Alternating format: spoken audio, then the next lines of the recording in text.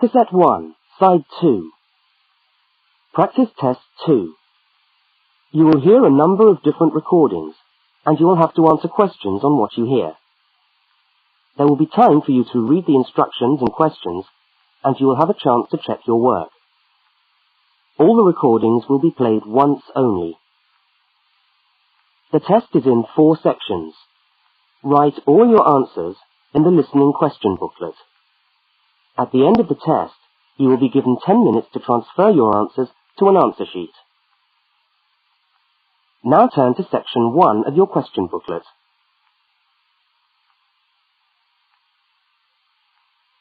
Section 1.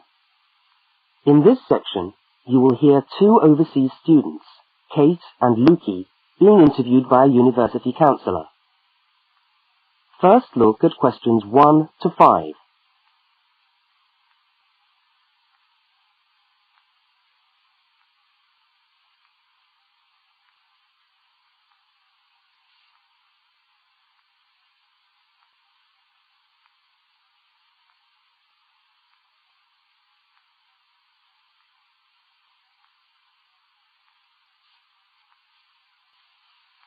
Now we shall begin.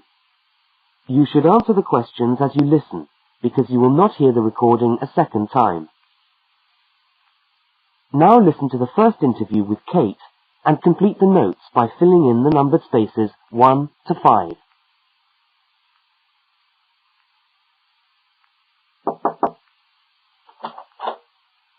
Hi there, Kate. Come on in. How are you today? Fine, thanks. Hi, Lukey. How's things? Okay. Well, as I explained on the phone, I'm a counsellor here at the Student Services section of the university, and I'm interviewing overseas students to help me draw up a guide for new students. So I'd be grateful if you could tell me a little about your time since you've been here in Cambridge. Right. Good idea. Now, Kate, let's start with you. Okay. This is your second semester, isn't it? Could you tell us something about your first impressions of the town when you arrived? Yeah. Well, first of all, I was struck by how quiet it is here in the evening. Yeah, I suppose Cambridge is a quiet place. Where did you live when you first arrived? Well, I went straight into student accommodation. It was a kind of student hostel. Ah, right. So, you didn't have to worry about doing your own cooking or anything like that? No, but sometimes I wished I had. The food at the hostel was awful. Oh, dear. But how were the other students? To be honest, I haven't managed to make many friends, even though the place is full. People seem to keep to themselves. They're not really very friendly. Oh, I'm sorry to hear that. Well, what about the actual course? You're studying, I'm doing a master's by coursework in environmental studies. Oh, right. And how are you finding that? Yeah, well, it's been pretty good, really. I've enjoyed the course, but I feel there hasn't been enough contact with the lecturers. Oh. They all seem to be incredibly busy. The only chance I've really had to talk to them was on the field trip. Well, that's no good. Mm-mm. Could anything be done to improve the course, in your opinion? Well, I think it would be helpful to have meetings with lecturers on the course. Say, once a fortnight, something like that.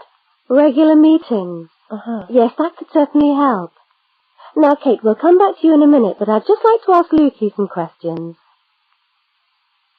Before they continue the interview, look at questions 6 to 10.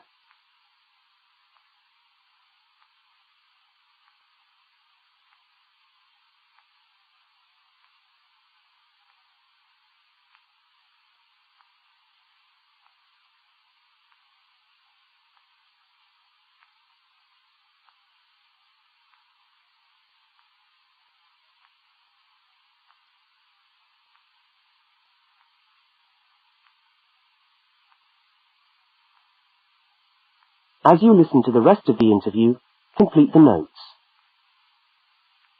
Lukey, where are you from? I am from Indonesia. And how did you find Cambridge when you first arrived? Well, I like it here. I think the city is very beautiful. What about your accommodation? Was that okay? Yes, okay. At first, I stayed with a family for 3 months. They were very kind to me, but they had 3 young children, and I found it difficult to study. Right, I see. So after 3 months, I moved out, and now I live with 2 other students in a student house. It's much cheaper, and we like it there. Good. And, what about your studies? What are you studying? I'm doing a Bachelor of Computing. Computing, I see. Apart from the language difficulties, if you can separate them, how have you found the course? Okay, but... Yes, go on. Well, the main difficulty for me is getting time on the computers in the computer room. Ah. It's always busy, and this makes it very hard to do my practical work. Yes, I'm sure it would. Can you reserve time in the computer room? No, you can't. But it would certainly help if we could reserve computer time. Yes, I'll look into that and see if something can't be done to improve things over there. Now, let's go back to Kate. That is the end of section 1. You now have half a minute to check your answers.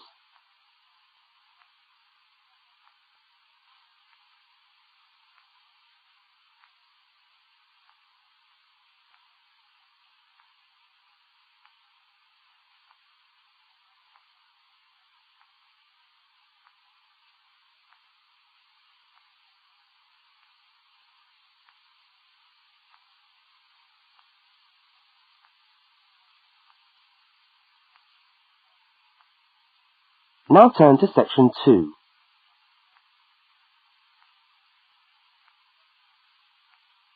Section 2. You are going to hear a radio talk about buying a bicycle. First, you have some time to look at questions 11 to 20.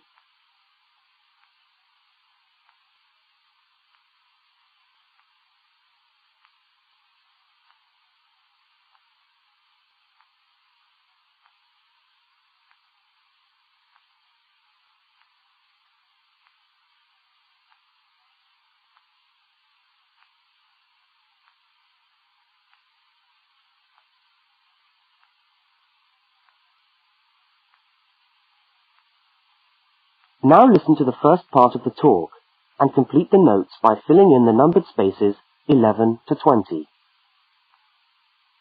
Well, last week we talked about buying camping equipment, and today I'd like to talk to you about buying a bicycle. A simple enough exercise, you might imagine, but there are lots of things to look out for to make sure you get the best deal for your money. Well, the range of bicycles is enormous. There are racing bikes, touring bikes, mountain bikes, or just plain ordinary bikes for riding around town. They vary enormously in 2 basic ways: price and quality. This means that the choice you make will probably be determined by the amount of money you want to pay, your own personal needs, what is actually available, or a compromise of all 3 things. However, in broad terms, you can spend anything from $50 to $2,000 on a bike, so you'll need to know what you're looking for. Single-speed cycles, that is bikes with no gears, are really only suited to short, casual rides. Their attraction is their simplicity and reliability. After years of neglect, they still manage to function, though not always too efficiently. If it's basic transport you're after, then you can't go wrong. 3-speed cycles, on the other hand, are all that is really necessary for most town riding, going to the shops and things like that. Like the single-speed bike, they're simple and reliable. If you are going to be going up and down lots of hills, then you'll probably want something more efficient. 5 and 10-speed bicycles are best suited to riding over long distances or hilly terrain, and to serious touring. So if it's serious touring you're interested in, get a 5 or 10-speed bike.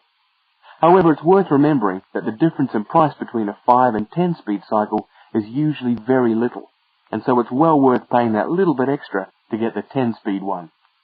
So I would tend to recommend the 10-speed bike as the price is similar. However, you'll be getting better quality components. Now the next thing we need to look at is size. Buying a cycle is like buying clothes.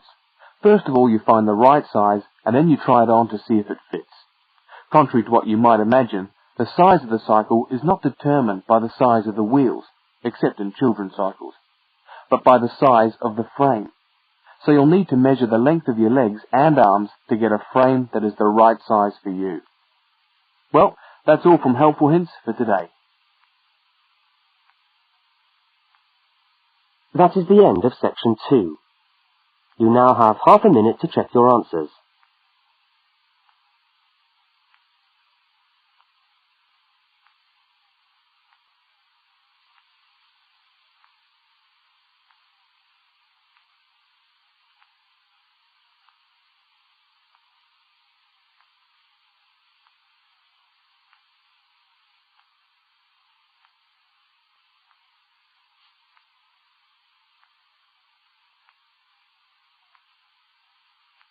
Now turn to section 3.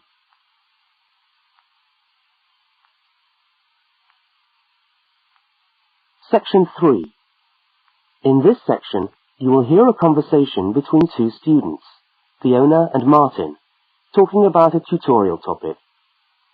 First, look at questions 21 to 24.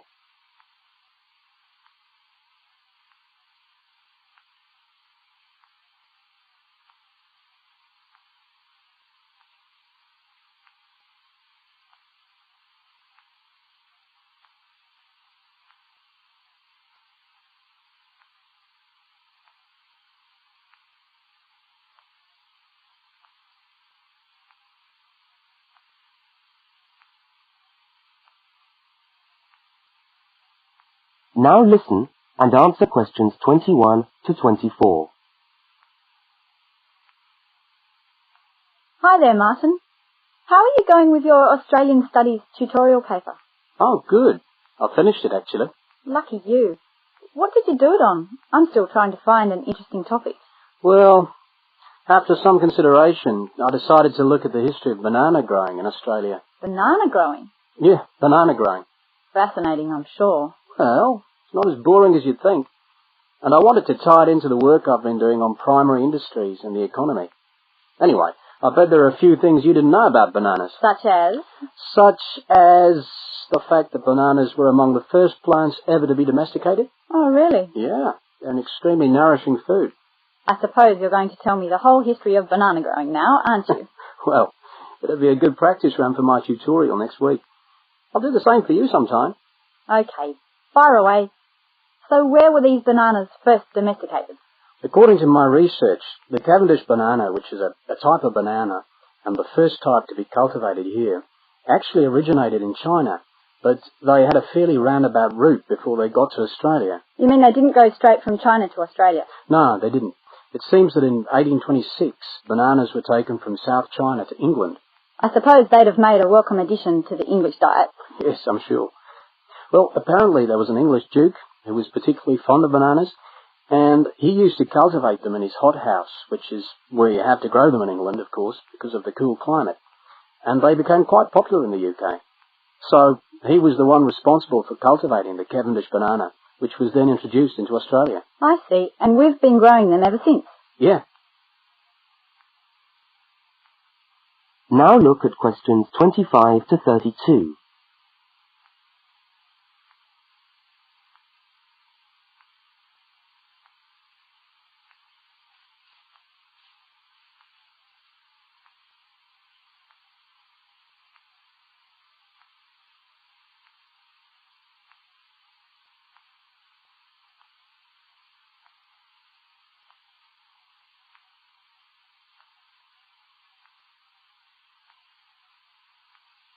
As the conversation continues, complete Martin's notes.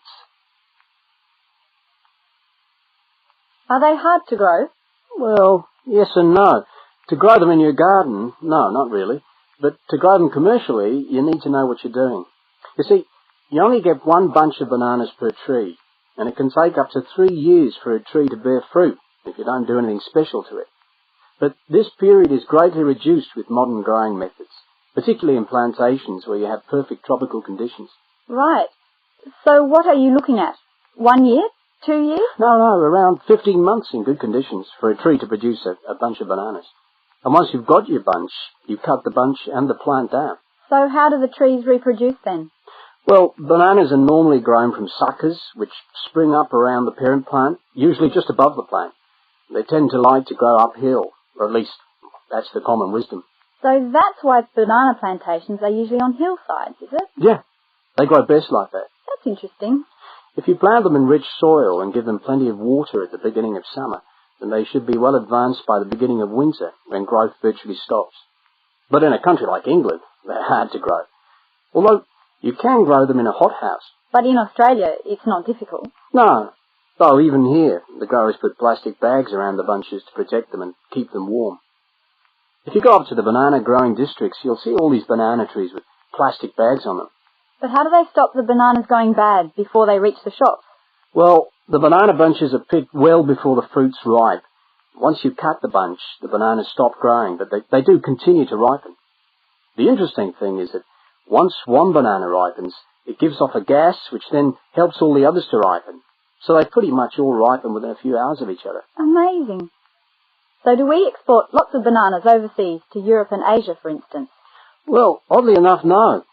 I believe New Zealand takes a small proportion of the crop, but otherwise, well, they're mostly grown for the domestic market, which is surprising when you think about it, because we grow an enormous number of bananas each year.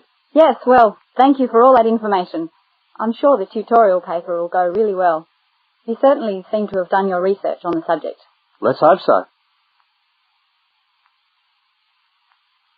That is the end of section 3. You now have half a minute to check your answers.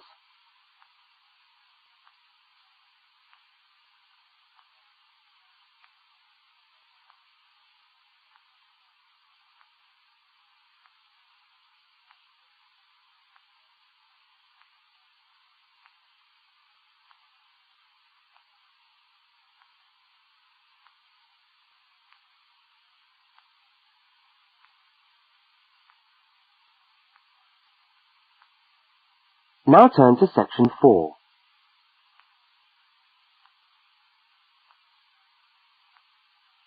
Section 4.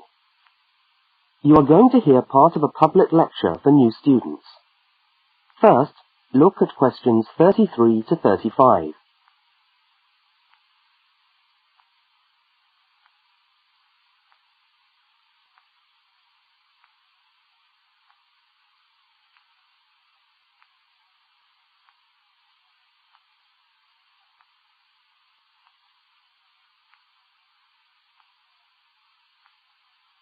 Now listen and answer questions 33 to 35.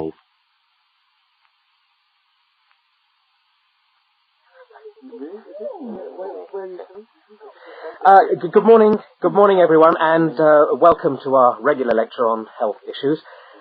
This series of lectures is organised by the Students' Union and is part of the Union's attempt to help you, the students of this university, to stay healthy while coping with study and social life at the same time. So, it's a great pleasure for me to welcome back Ms. Diane Greenbaum, who is a professional dietitian and who has been kind enough to give up her time in what I know is a very hectic schedule to come along and talk to us today. Thank you. Thank you very much, John. May I say it's a pleasure to be back. Now, stresses at university, being away from home and having to look after yourselves, learning your way around the campus, all contribute to making it quite hard sometimes to ensure that your diet is adequate. So, today, I'm going to talk about ways of making sure that you eat well, while at the same time staying within your budget.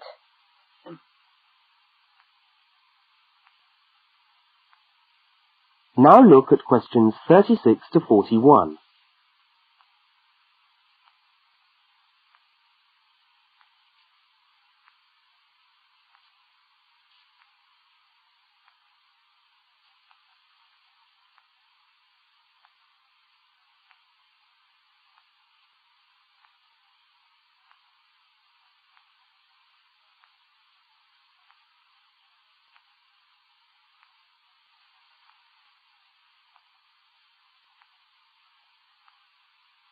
As you listen to the second part of the lecture, complete the notes and diagram in the spaces provided. If you have a well-balanced diet, then you should be getting all the vitamins that you need for normal daily living. However, sometimes we think we're eating the right foods, but the vitamins are escaping, perhaps as a result of cooking, and anyway, we're not getting the full benefit of them. Now, if you lack vitamins in any way, the solution isn't to rush off and take vitamin pills, though they can sometimes help. No, it's far better to look at your diet and how you prepare your food. So, what are vitamins? Well, the dictionary tells us they are food factors essential in small quantities to maintain life. Now, there are fat-soluble vitamins which can be stored for quite some time by the body, and there are water-soluble vitamins which are removed more rapidly from the body, and so a regular daily intake of these ones is needed. Okay, so how can you ensure that your diet contains enough of the vitamins you need? Well, first of all, you may have to establish some new eating habits. No more chips at the uni canteen, I'm afraid. Now, firstly, you must eat a variety of foods. Then you need to ensure that you eat at least 4 servings of fruit and vegetables daily. Now, you'll need to shop 2 or 3 times a week to make sure that they're fresh, and store your vegetables in the fridge or in a cool, dark place. Now, let's just refresh our memories by looking at the healthy diet pyramid. Okay, can you all see that? Good. Well, now, as you see, we've got 3 levels to our pyramid. At the top, in the smallest area, are the things which we should really be trying to avoid as much as possible. Things like, sugar, salt, butter, all that sort of thing. Next, on the middle of our pyramid, we find the things that we can eat in moderation. Not too much, though. And that's where we find milk, lean meat, fish, nuts, eggs. And then at the bottom of the pyramid are the things that you can eat lots of, because they're the things that are really good for you. Here we have bread, vegetables, and fruit. So, don't lose sight of your healthy diet pyramid when you do your shopping.